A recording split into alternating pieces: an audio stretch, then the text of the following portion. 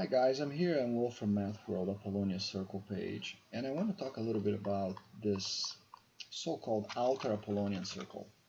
Here's the outer Apollonian circle, this red circle of a triangle ABC, and it is a circle that is simultaneously tangent to the three excircles, these blue circles, and contains the excircles of a triangle. Okay, so let's go to the simulation area. And I'm going to reset this, and I'm going to make this be a Poristic family. So I'm going to be looking at this family of this Poncelet family of triangles inscribed in a fixed circle and circumscribing a fixed circle, non-concentric, meaning this family has fixed circumcircle and encircle. So by definition, both its incenter and circumcenter are fixed. And I actually want to construct the anticomplementary triangle to this family. So let's go ahead and light up the anticomplementary, or ACT, of this family.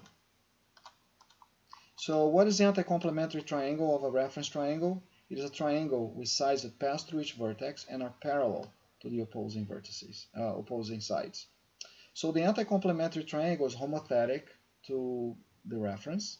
Homothency ratio equals to 2, so it's twice the size, the length, so sides have twice the length of the original one, and it has 4 times the area. So homothency equals 2, right? It's sort of a uniform scaling, so you quadruple the area.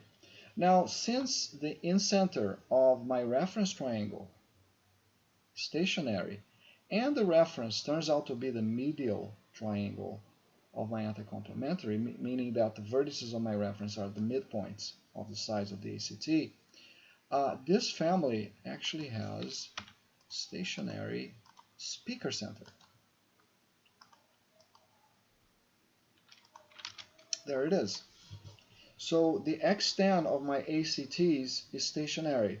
Recall that the speaker center is the incenter of the medial triangle. And my medial is a reference which has its incenter stationary. If you wanted to know actually what the incenter of this family was doing, you could do this, and you would see that it's actually describing a circle. And we would have to understand why that is, but since everything is tied by homothencies, I don't think this will be hard to prove, since the incenter of the original is actually stationary. And you get the same kind of phenomenon for x3. You also get a circle of the exact same radius. It doesn't matter what my bicentric family looks like. I'm going to get 2 circles like so. Okay, and looks like they are symmetric with respect to the center of the encircle of my original family.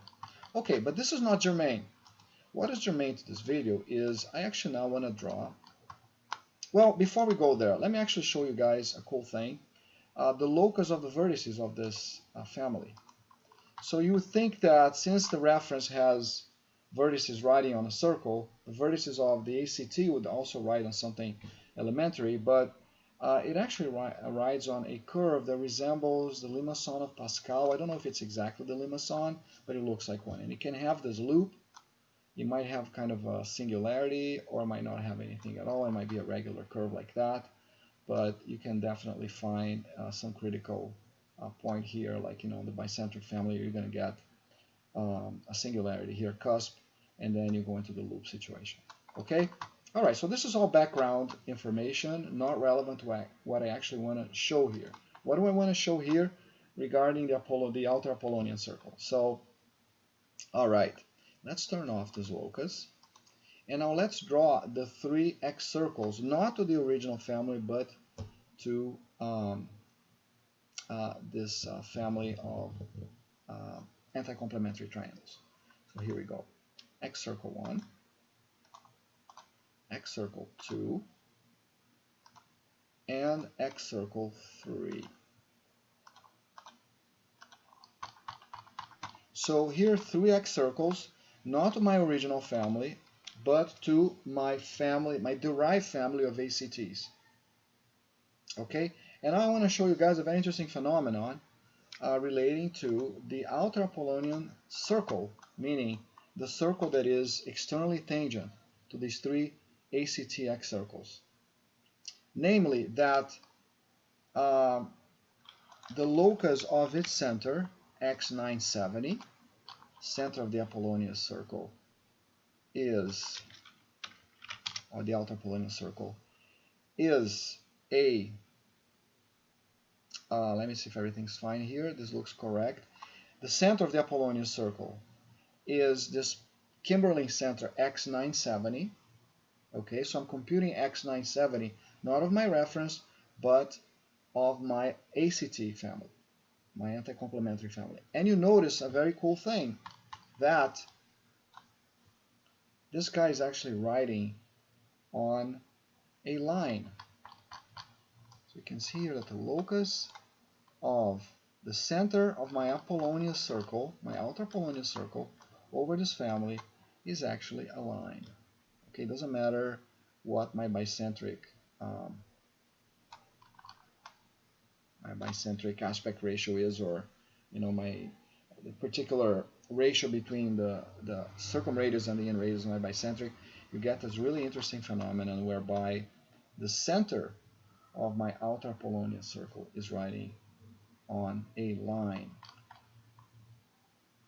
even though the radius of the circle itself is not constant. You can see here that the circle is actually also the radius of the outer Apollonius is actually moving around.